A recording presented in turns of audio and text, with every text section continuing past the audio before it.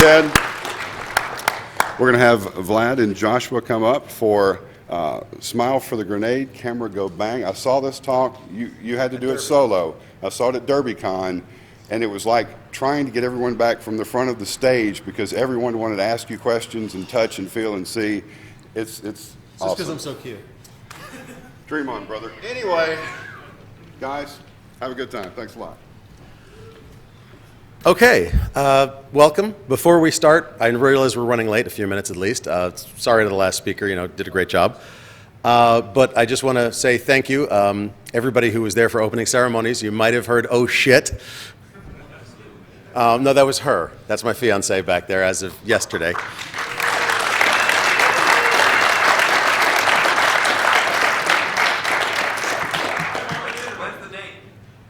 Dear God, man, that's her problem, not mine.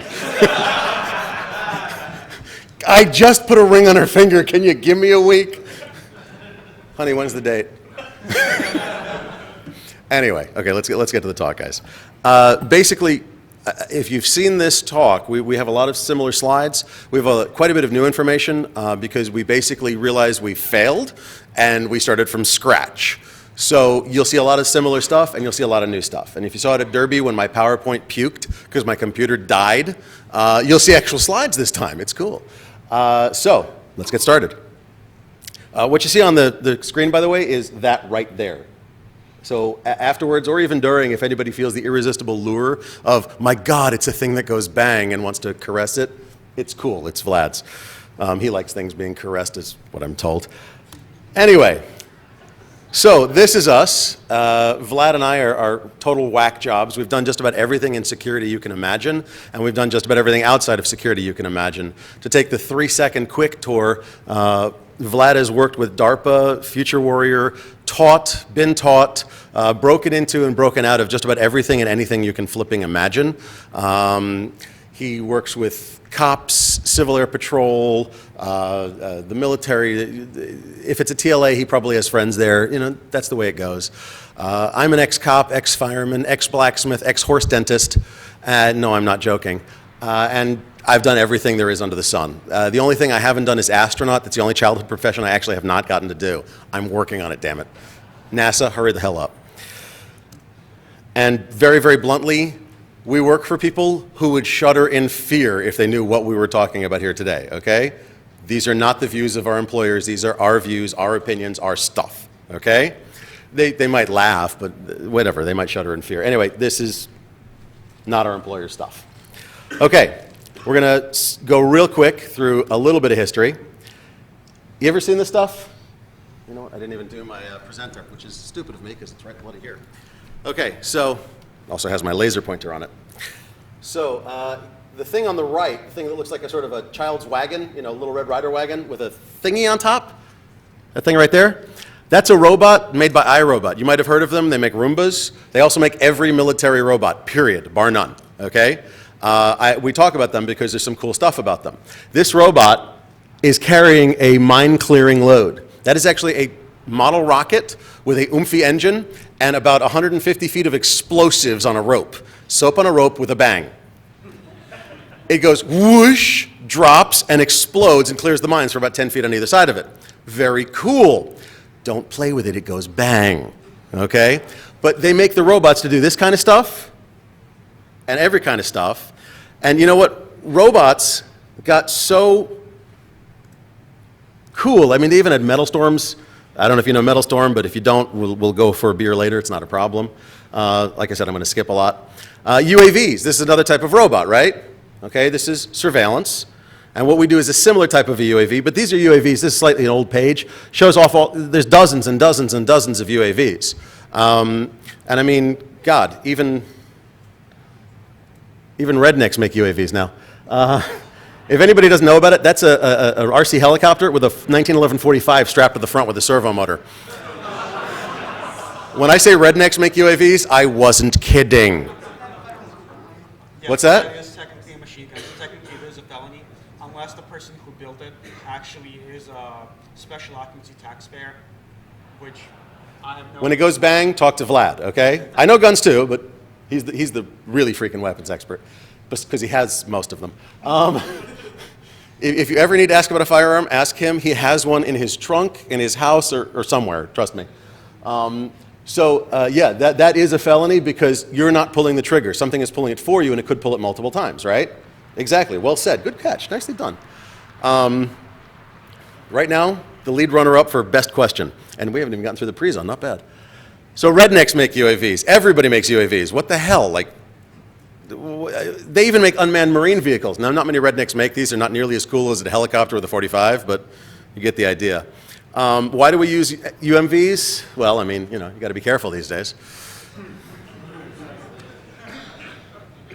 We had to do it. We had to do it, guys. So, okay, now let's go into what we're talking about. Robots or surveillance systems that go fairly close to home. Now, these are throwable robots. So we're developing surveillance systems, UAVs, UMVs on marine vehicles, that are smaller, smaller, smaller, smaller, smaller. How small can we get? Well, you see the thing that he's throwing? Right there? And right there? Okay, if you can see that, it's about the size of a hardback book, maybe a little thicker, and he literally just chucks it through a window. It's got tank treads that go all the way around, doesn't care what side it lands on, it just lands and starts moving and they can see everything. That's pretty cool. Go ahead. By the way, those are marketed to local law enforcement. Some of those are actually for sale at sheriff's conferences, so they're not just for military use anymore. We're seeing them more and more being sold to local SWAT teams. Yeah, this is really cool stuff, and it's also being used in your neighborhood. Now, this is just for fun. Has anybody ever heard of iRobot Frogger or Roomba Frogger? Talk about it, real quick. So a lot of people actually get together and they start out with a Roomba, and they play Frogger on the highway with real Roombas.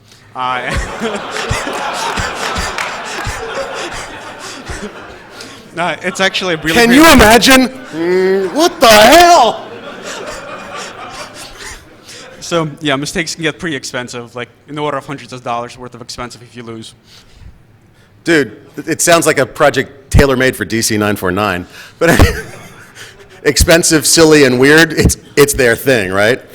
Anyway, they got even smaller with these. We just threw in the Frogger thing because that was way too funny. Camera balls. And no, this is not what you think. Camera balls are throwable balls. It's the size of a softball. Big in the picture. It's literally this big.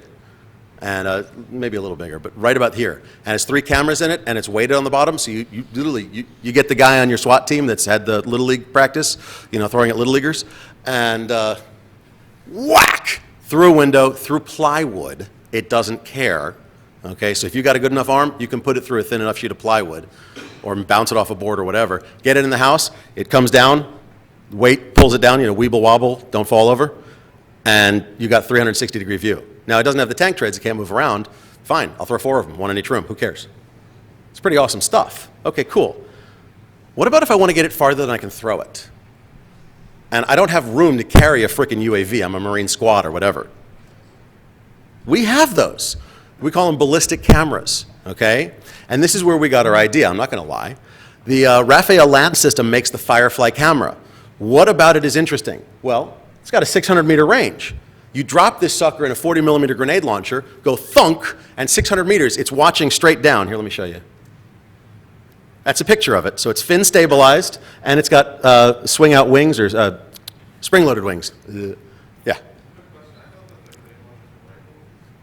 Very good question. Now, 40-millimeter grenade launchers, thank you. We got asked, are 40-millimeter grenade launchers rifled? Which is where I was going with what I was saying.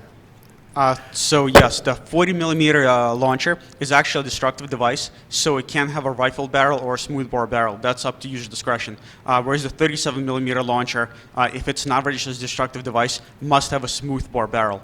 Now, military 40 mils grenade launchers are rifled. You're right. If a civilian owns it, you can have a smoothbore, which is kind of unusual, but it's possible. But the military ones are rifled. These are designed to spin, but see the fins in there? It'll spin, the fins will pop open, like this to open, and then all of a sudden it stops spinning, it stabilizes it. And especially when the wings pop out, it stops spinning, and then the camera's pointing straight down. Now there's only one problem with this. Well, there's a couple problems, but let's start with this. At 600 meters, it's done with its range, right? 600 meter range. What does it do? Pops a parachute? No.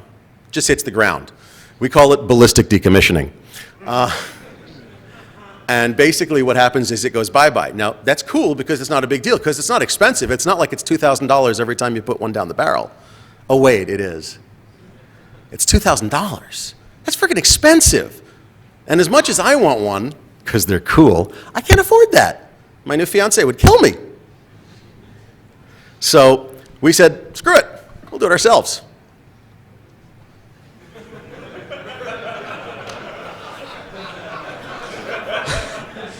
So going into this project, we actually wanted to build a system that would be readily accessible to civilians. Obviously, would be very useful for search and rescue teams, especially going through a rugged terrain, going through brush. It's easy to just pop one of these rounds over the treetops and not have anybody try and trudge through the pine barrens or through a swamp. Some airsoft teams are actually spend tens of thousands of dollars. We've seen helicopters show up to airsoft games. Literally, somebody would rent out a helicopter. So we figured. Yeah, there are airsoft teams that put tank shells on their ATVs, full auto airsoft weapons on them, and go, I'm a tanker. No, you're an ATVer with a problem, okay? But they want to do it. It's cool. Honestly, that's Team actually Tipman. true. Yeah. But that's because it goes bang, and I like things that go bang. Anyway, so we said, look, in the maker spirit and the DIY spirit, let's do it ourselves. Can we do it? No. Yes, sort of. Well, let's explain. Before we start explaining how, we need to go over one very important rule. I don't care if you use a 40 or a 37, don't do it. I'm about to show a very graphic picture. This is not a joke. If you have a weak stomach, close your eyes. I'm not joking. Okay? This is what happens when you F up. I'm just going to show it for a second. So in case you didn't catch it, that was a picture of somebody's hand. That was somebody who was loading their own 37 millimeter shells. So since there was a police investigation involved and it's a sealed file, we don't know if they did something improper or if something else went wrong. But basically they're down to 2 fingers at this point in time, and they're lucky to have anything left of their hand at all. So we're not joking. This, even though it's considered a low-pressure system, it's a low-pressure system by military standards. It will take your hand off if you do something wrong. Yeah, if you ever see, hey y'all, somebody hold my beer, now watch this grenade launcher, run. By the way, the guy actually did say that. He was launching flares That's on a 4th quote. of July. I mean, it sounds stupid, and no, that's a quote. So don't. Okay. All right, don't do this at home. Don't disassemble them. They are loaded with explosives. We actually know what the hell we're doing. This man has trained with some serious people on how to do this. If you have questions about how to load them, about the cameras, about the system, you know, our pant size, I don't care. Ask questions. We don't mind. Don't do it ever. If you're going to and you're determined to, count your fingers, because it's the last time you're gonna, and then talk to us, okay? All right. Am I good with safety, guys?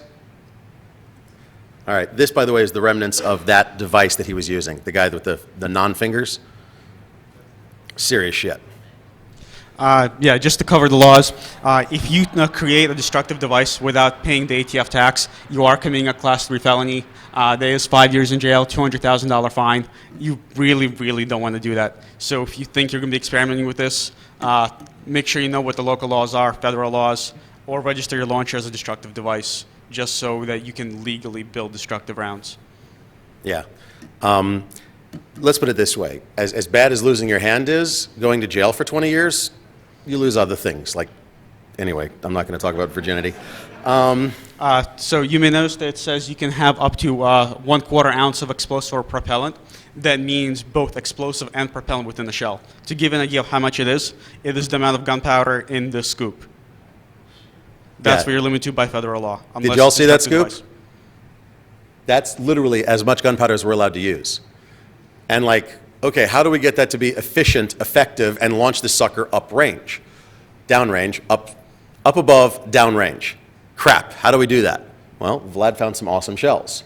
So with a 1/4 pound projectile, we tried to get, in optimal mathematical calculations, 400 vertical feet with 25,000 PSI in the high pressure chamber. That's awesome. Now, what do you mean a high pressure chamber? Well, let's take a look. Hang on, I can switch to FaceTime.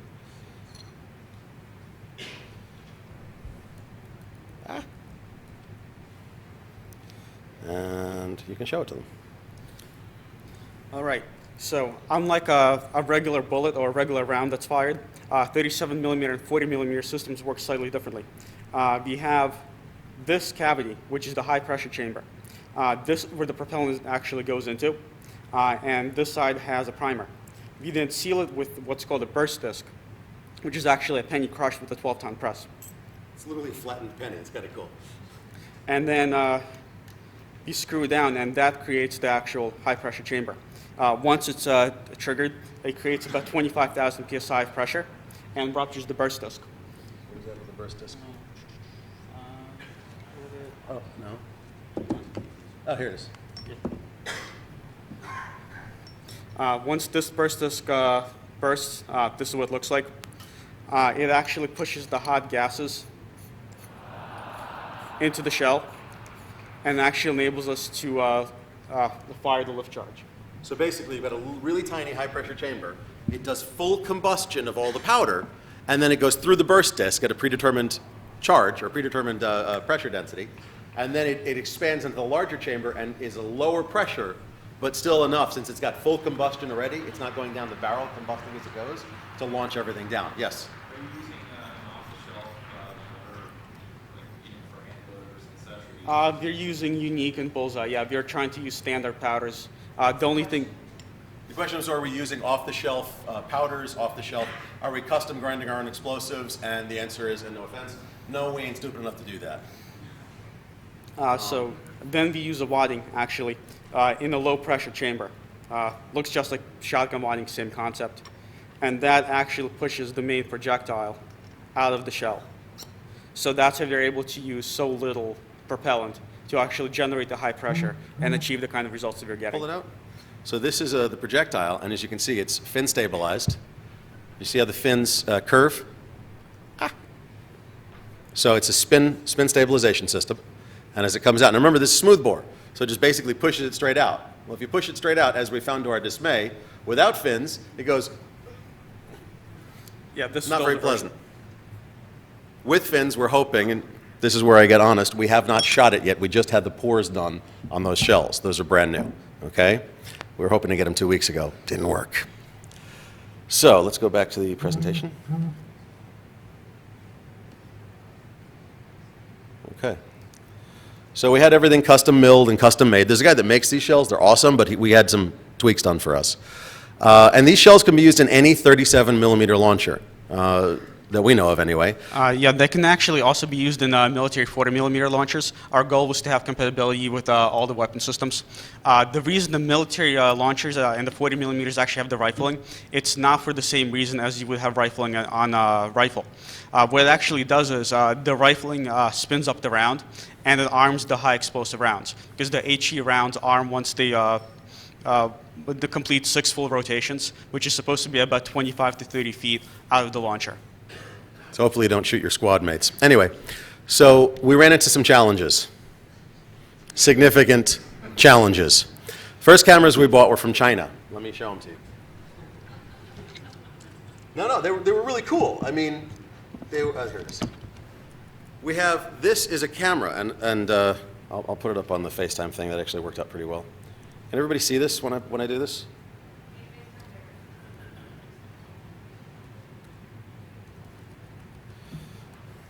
Come on. Shut up. What, honey? Thank you, dear. Where is it? Oh, thank you. So that is the camera, and if I turn it, see the wireless antenna, the little stub antenna? That's the wireless antenna, and there is the charging port. So I said, well, I need to make this smaller. I just want to hook, it comes with the wall wart, okay? I just want to hook this up to a battery pack. Give me a battery pack. 2 CR123s, 6 volts. It works on 6 volts. We're Slightly good. melted. Yeah, this one we shot and melted it. But I couldn't do it because, where'd the camera go that is in little pieces? There we go. No, this one. Oh, never mind. Well, when you cut the wire, you come up with 4 wires. I went, DC is 2. How the hell did I get 4? And they're so tiny, like I almost went blind trying to futz with them. So I breadboarded trying to figure out which one is which, polarity and everything. Found out that in this bloody damn connector is actually a, what is it, the rectifier? To put 2 different voltages down to the camera and the wireless, because the camera and the wireless are 2 different systems inside this little tiny square box. Ay, ay, ay. What a nightmare. And of course, if you reverse the polarity on any of the 4 wires, guess what happens? You let the magic smoke out. Well done. Now, so what were we planning on doing? This is a camera in what's known as a baby soda bottle. There's the camera. We use tinfoil as wadding. Yeah, it's screwed with the wireless. We found that out. In a baby soda bottle. Has anybody ever seen a baby soda bottle before? Okay. What are they? What are they? Sorry? Uninflated 2-liter bottles. Exactly. Very well said. Uninflated 2-liter bottles. They actually... For storing your spare CR123s in. And your medicine and everything else, and they go great in a vest or a Molly vest or anything like that. You can fit CR123s in there, cap them. They're waterproof, airproof, watertight, airtight, and you can beat somebody to death with the damn things. They're ridiculous. They're great. These are awesome little containers, and for do-it-yourselfers, 60 cents is a great price point. Okay, I buy them by like the 30s, just because. That's the volume, but I mean, you can buy singles or whatever. So we used those cameras and we ran into some problems. Namely, they suck. They suck. The video's horrible. They can't handle the shock. They can't handle anything. It's horrific. Yeah, we actually had a fairly high failure rate. As soon as they came in from China, 2 or 3 in every batch would be dead before we even got around to killing them. Yeah, DOA rate was 30%, and the dead-on shooting rate was 100%. We're like, you know what? This is not what we wanted to design. So we said, okay, let's start over. Let's go from scratch. And by the way, these are still some of the challenges. I mean, we ran into challenges about English, Chinese documentation, DOA equipment, the proper cameras. That's what we've just been talking about. We ran into safety challenges. That's an ongoing thing. We're very, very careful. Did I mention the hand? So yeah, as a slide shows safety. I like having all 10 fingers, so we have to be very careful with the loading. Legality, yeah, like the slide says, rectal opening safety. We want to keep the actual charge very, very low. We have to be careful with where we test and how we test this. G-forces. Every time you fire a shell, it generates roughly 6.5 G, and it turns out that a lot of the consumer cameras aren't rated for that for some reason. You're not supposed to drop them off cliffs? Damn. Space. This is the constraint that you're working with. This is actually larger than we want to have. Realistically, we want to be able to shrink it down fully to be able to fit into this shell. Wait. No, that's a lie. Let's be honest here. Well, here's We the want to nuts. fit into this. Okay, can anybody here fit a wireless camera with battery pack in this? And a parachute. And a parachute, sorry. Did I mention the parachute? Yeah, that's what I thought. It's possible. It just ain't easy. Yeah, one of these. By the way, that's the one we half melted during shooting one of these. It's a fireproof parachute. We had issues. Okay, so we talked about arming them, spin arm, ripcord, reed switch, push button. These are all good possibilities, but it's really tough. Again, did we mention we have a space constraint? All right, now notice Dimensional legalities. the high explosive grenades they use in the military, they don't have the parachute, okay? They go boom. They don't have that kind of constraint. So we have a lot more constraints. It's tough. It's really not fun, and it's not easy. It's fun, actually, but it's not easy. Also, that's why we went to the stabilizing fin deployment. That's why we went to these poured fins. Yeah, the version 1, we were shooting the baby soda bottles, and we quickly switched over to the custom milled shells. And we quickly realized that we actually do need to have fin stabilization, especially shooting in the wind, shooting in outdoor conditions. Yeah, and parachute deployment is tough when they melt. I don't know why. So we had issues. We had issues. But anyway, you know, as we all know here in the hacker community, failure is always an option. We're good with this. We had a tree jump in the way of one of our shots. Damn thing just moved. It was amazing. So anyway, let's skip a little. No, it works. Oh, we can show you. Though the tree, no, that was just splinters, dude. Here's a melted battery pack. This is two CR123s. Thank you for the gentleman that said that. That what we were doing was fitting these into, before we figured out about the rectifier thing, we were connecting them and pushing them into the baby soda bottles. And inside, oh, you're right, this way. So just hanging outside the lip of the baby soda bottle, we actually burned the heat shrink tubing. Heat shrink tubing is supposed to be touched by fire, and we burned it. We also had 3 layers of fire retardant wadding. Yeah, that got around crushed. this, and we burned them off. And around that was a flame-proof parachute. Is this the one? No, this is the burnt one. Oh, where's the burnt one?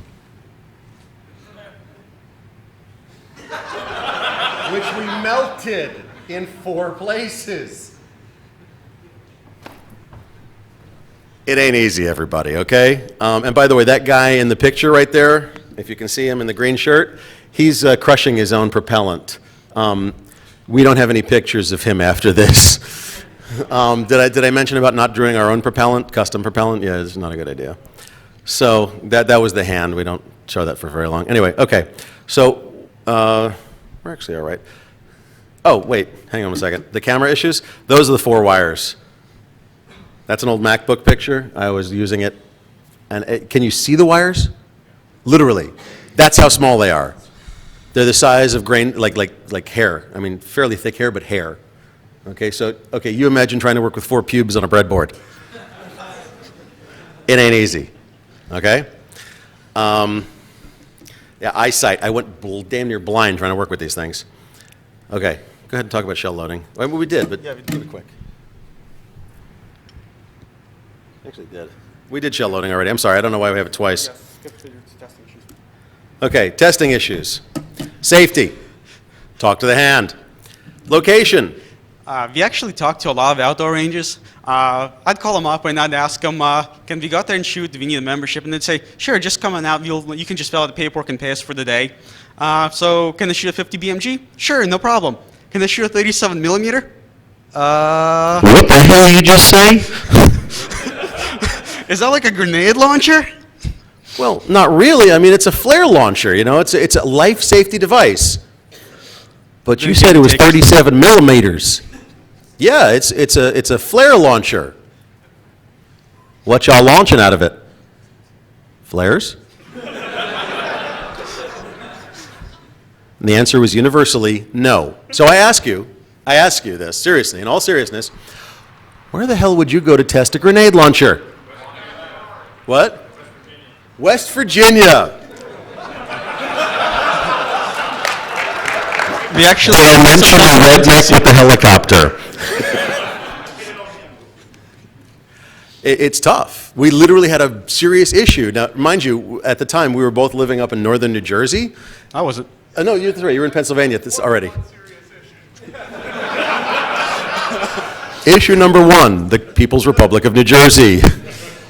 We actually ended up finding a sympathetic farmer who has a little bit over 30 acres. Drunk. Sure, come out and shoot whatever you want. I don't give a crap. He basically had a bunch of burgers wandering around his farm, and as long as we promised not to hurt any of the future burgers, we were allowed to test there. We're literally shooting over cows. This was awesome. We're going, oh dear God, don't land on the cow. Last picture in the last video is of a cow ass, you know. Okay. So how's the system supposed to work? We have a lot of fun with this because it's really funny if you think about the corollary issues, but how is it actually supposed to work? This was our sort of dream design. You ever pseudocode out a program? This was our pseudocode, okay? So there's guys stacked up at the front of the house. They hear something behind the house. Do they go around? No. They have this guy, not anybody else, just this guy. Shoot one of these, notice the underbarrel launcher, over top. So there's your camera. Remember, this is our pseudocode, okay? I'm showing you our raw pseudocode. To find The sniper. Now, seriously, in all seriousness, you're probably looking for this guy. Because if he's pointing at you, you're going to have a very bad day. And a really short one, too. So what can you see? Look how the barrel's sticking out of the window. You can actually see that barrel from up top, couldn't you? Possibly. Okay? So you're looking at the front of the guy, or the back of the guy in front of you, because that is the receiver for our original camera system. It's got a micro SD card in it, antenna, removable antenna, replaceable antenna. It works. It's great. That's very cool. I can just Velcro to the pack of the guy in front of me. You know, the leader of the stack is normally in the back.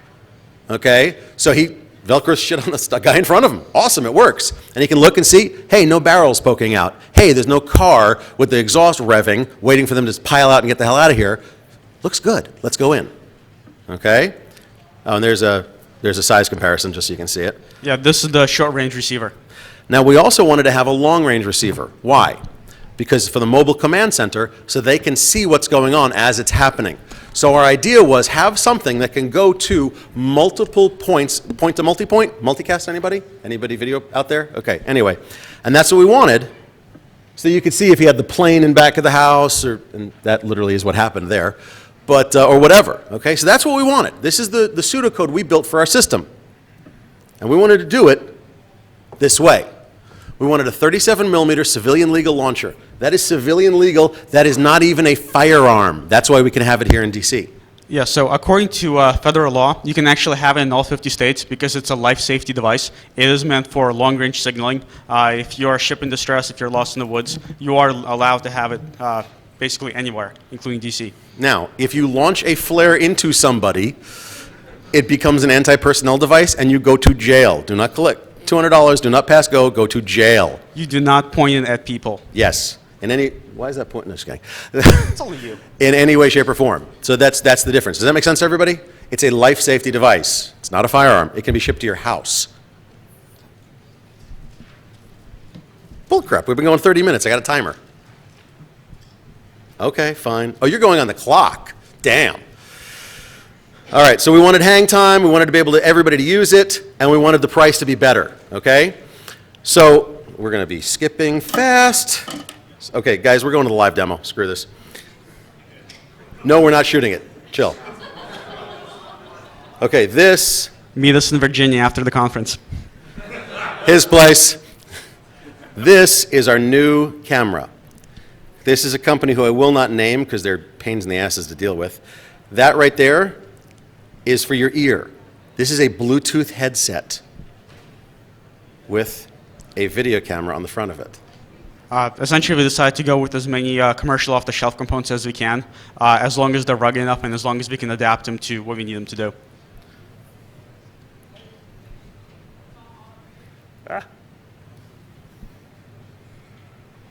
Can you all see this? Not very well, sorry.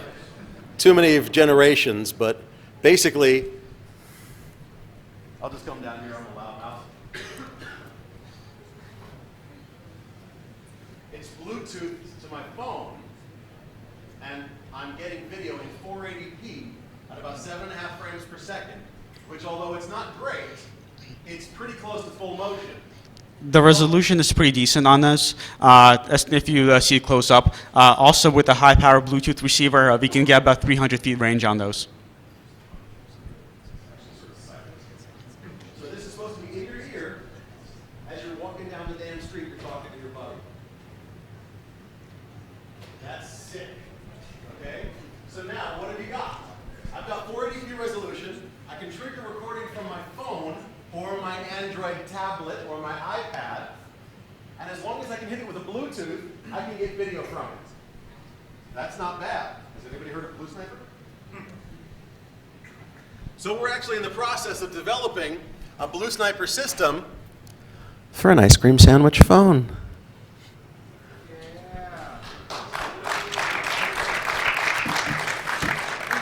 I've actually just I've used this conference, I'm not going to lie, to contact Kershaw and Osman and try to drag them in. We'll see. But anyway, oh crap, I forgot to connect. The other cool thing that this camera has is add-on magnetically coupled lenses. I've got a telephoto. I'm going to be quick about this. Give me a second. I bought their entire bloody set. Here we go, fisheye. So all you do is literally pop. It's on. It's just a magnet, which is awesome. And this is a fisheye lens. So let's take For shooting those, obviously, we'd have to super glue them on. Okay. So now, what can you see? How many people?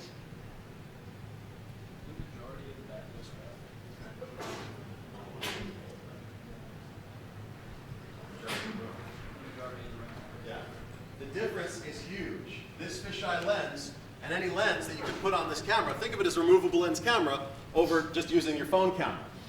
It's a huge difference in the ability to see things. And I'll show this to anybody who wants to come up afterwards, okay?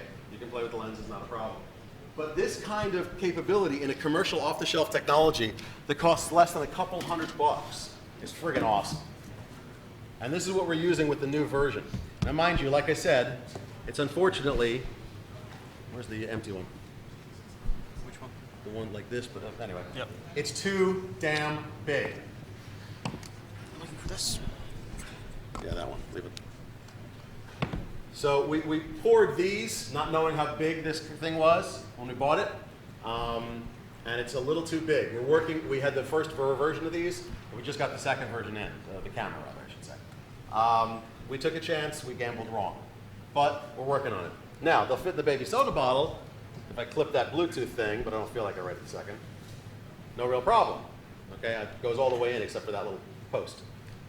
So we've got a commercial off-the-shelf technology we can shoot. What's that? That's a good idea. We've got an off-the-shelf technology we can shoot. Yeah, we want to do smart sand sensors, radiation and chemical sensors. That'd be awesome. Sorry? If I can pull the telemetry back. Yeah, exactly. You would be firing it into a possibly hazardous environment and getting telemetry back from it. If I can pull telemetry back to the phone where I'm watching the video, either strapped to somebody's wrist or somebody's back, and I get radiation warning, I'm like, hey, I'm not going in there. Yeah, remember, the upside to this launcher is you could put a sensor through 2 sheets of plywood. I wear glasses. I'm not Gordon Freeman, okay? If you've seen the plywood that's meant for kitchen floors, you could put a round through 3 sheets of that. Yeah. Or into a warehouse. We've actually pushed this through quite a bit of plywood because it's way too much fun not to. I'm not going to lie. Everything connived against us. The Dark God of Demos screwed us, so we were not able to get a successful launch prior to this demonstration. Prior to this talk, rather, I should say. We're building things from scratch and trying to combine off-the-shelf technology, and it's tough. It's a pain in the ass. We thought we'd have everything done about 2 to 3 weeks ago. We didn't. It's just the way it goes. So we do not have a video of a successful flight. But what we do have is just basically all the components here and the math to support it. And I think I'm about down to 5 minutes, right, janitor? I think we'll stop here and Any questions? take some questions.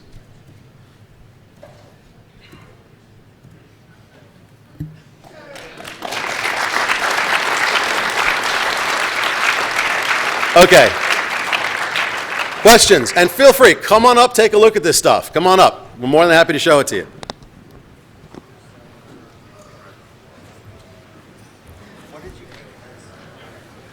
I don't remember. Way too much. Too much. Way too much. Oh, I'm glad you like it. If you want to come to the West Coast, I've got a few places where you can shoot this stuff. Oh, shoot it? Yeah. Yeah. No, it's fun. What's that? Do you mind if we do come on out?